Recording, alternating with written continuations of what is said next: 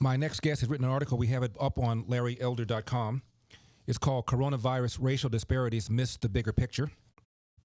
She is a lawyer, attended Stanford Law School, has authored a number of books, including War on Cops.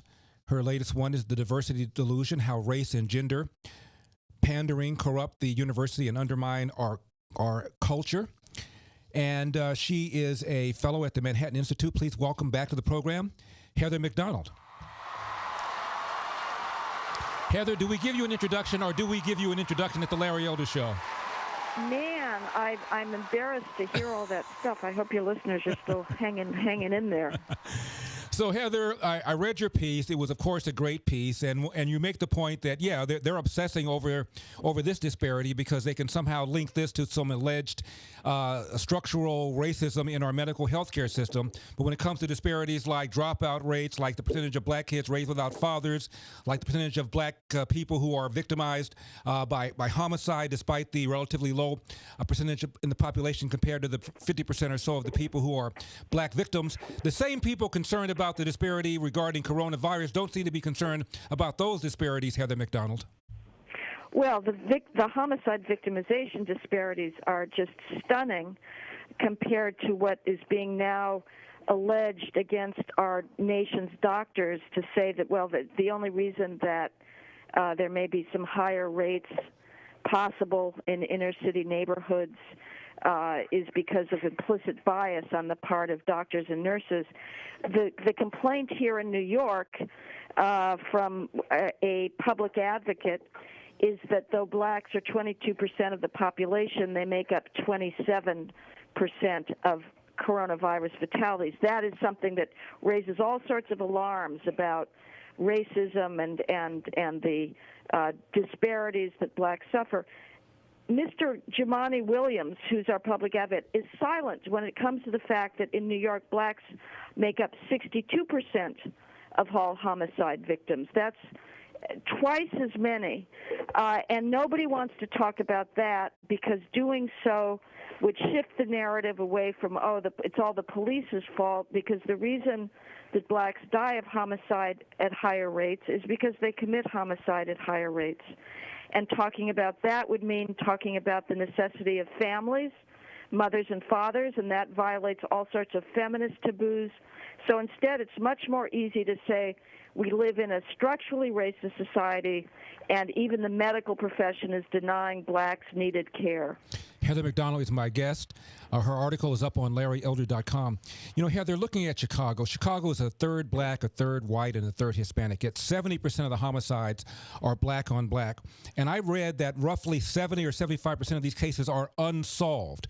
Now, you want to talk about racial disparity, and look at Chicago. Look at all this left-wing firepower, Heather, in that town. You've got Bill Ayers, you've got Barack Obama, you've got Jesse Jackson, you have Father Flagler, you have Louis Farrakhan, you got all these, Rahm Emanuel, all this left-wing firepower. Shouldn't Chicago be a shining city on a hill? Yeah, well, the reason that things get unsolved, I mean, you know this, Larry. You talk to any homicide detective, he'd tell you he can solve every homicide out there if there wasn't the no snitching ethic. Mm-hmm. The fact is that the victims themselves, who know who just shot them, who just committed the drive-by, they refuse to talk to the cops because there is so much hatred for the cops out there that you're seen as, being a sellout if you are at all cooperative. And there's another element, of course, among the many good bourgeois people in the inner city, that they're just terrified of retaliation. But very often what you get is the gangbangers themselves who won't cooperate. I mean, the most famous example of that was Tyshawn Lee, the little 9-year-old boy in Chicago, who was abducted by gangbangers. They carved him up, drove him, his body parts in the trunk of a car and dumped him somewhere further in the Midwest. And his father refused to cooperate and say who the killers of his son was because of the typical gang feuds. Heather McDonald is my guest. She's a researcher with the Manhattan Institute. Heather, regarding fatherlessness, I mentioned 70% or so of black kids are raised without fathers. Obama said a kid raised without a father is 5 times more likely to be poor, 9 times more likely to drop out of school, 20 times more likely to end up in jail. Where are the same people who are concerned about this coronavirus disparity on this disparity? Well, if you talk about families, that doesn't get you very far when it comes to big government programs. And obviously the left is in the business of greasing their coffers by taking a nice percentage off of all these government programs.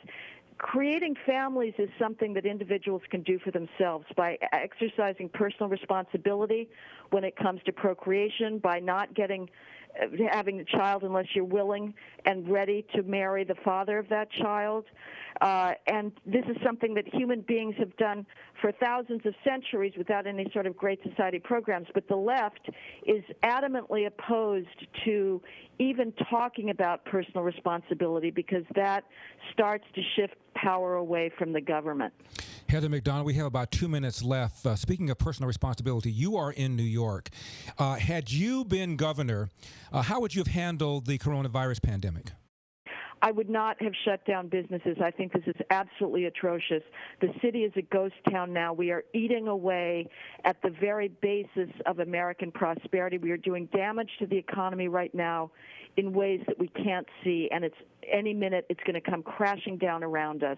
Our standard of living is over. I would have encouraged businesses to act responsibly, allow them to make their own decisions. The idea that the government is capable of deciding what is an essential business and what is not is ludicrous. To its employees, every single business is essential. I would have encouraged as a mayor people to exercise social distancing where they can, to wear masks where they can. But the idea that we are now going to go through another month of this ghost town is absolutely terrifying. These businesses are not coming back. It is not a question of being compassionate for the victims of coronavirus versus hard-hearted if you care about the economy or, capitalist greed. I am compassionate for the victims of this shutdown. We've got to go, Heather. Thank you very much for that. I really appreciate it. Heather McDonald.